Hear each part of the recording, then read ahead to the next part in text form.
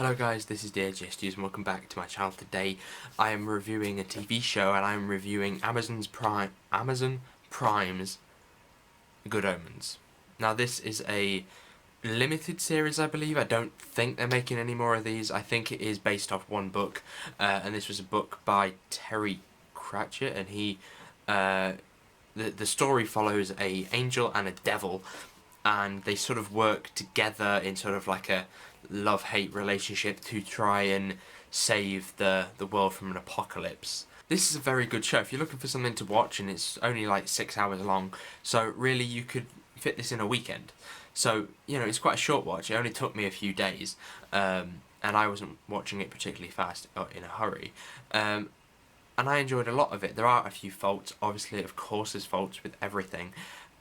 But I didn't know whether to review it or not because I couldn't tell whether these nitpicks, or these comments, were nitpicks or not.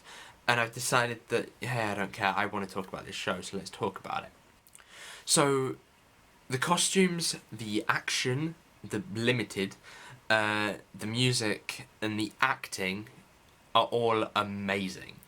David Tennant and Michael Sheen play brilliant characters, and they're not just well written, which I'll get to in a minute, but they are brilliantly performed every single second. And they're believable and just brilliant to have on screen, that they are never, ever dull. The costumes and the direction and stuff like that, I wouldn't say it's anything special, but it's enough to keep you interested in the show. And the designs of everything, some things it's like they went a bit wacky on, and they're like, let's do something really cool and like fantasy. And then some things they kind of just went, do you know what, let's make that really sort of grounded. And I don't really know why they've done that sometimes. And there's the writing, and the writing is by far the best part of this series. I think without this writing, the show would be really dull, because if you really look back on it, 6 hours and a lot of it is devoted just to an A plot line. There is not a great deal of a B or a C plot line. I think this also could be one of its faults.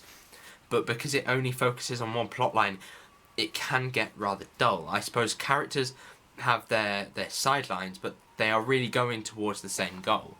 So I suppose that it is kind of all one story.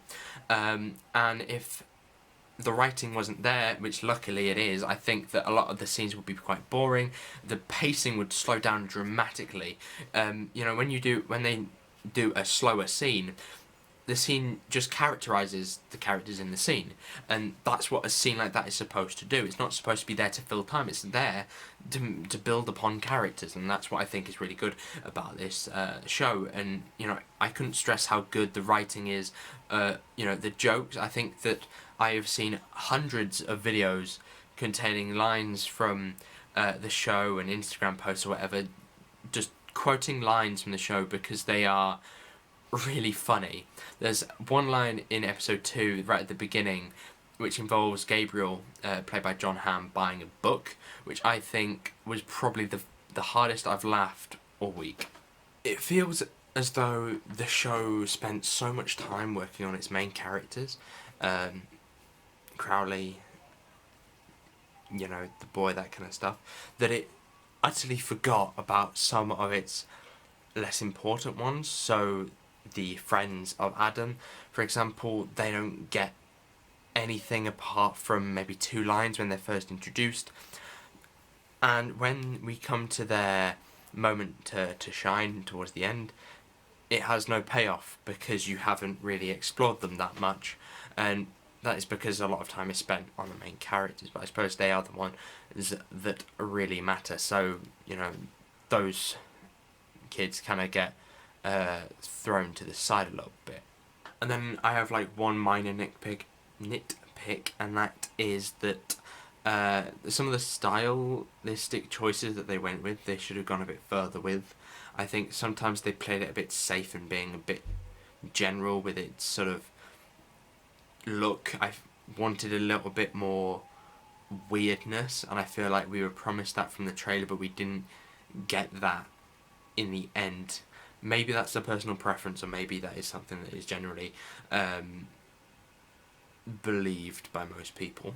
So thank you very much for watching. Hopefully you did enjoy this video. If you did, make sure you give it a like. I know this video has been a little bit shorter than most that I do, but I wanted to make sure that I gave this show a good review, because it is good. It's a basic, 6-hour relaxing watch. There's nothing particularly connected to other projects or whatever, so you don't have to,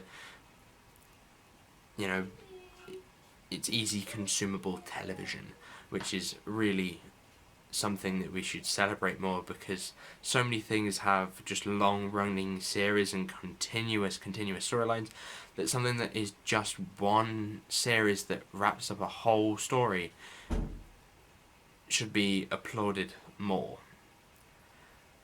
So thank you very much for watching. Hopefully you did enjoy this video. If you did, make sure you give it a like. I want to do a review for Jessica Jones when it comes out, so I shall probably do that a week after it's released, by the time that I've actually been able to watch it. So thank you very much for watching, and I shall see you soon. Goodbye.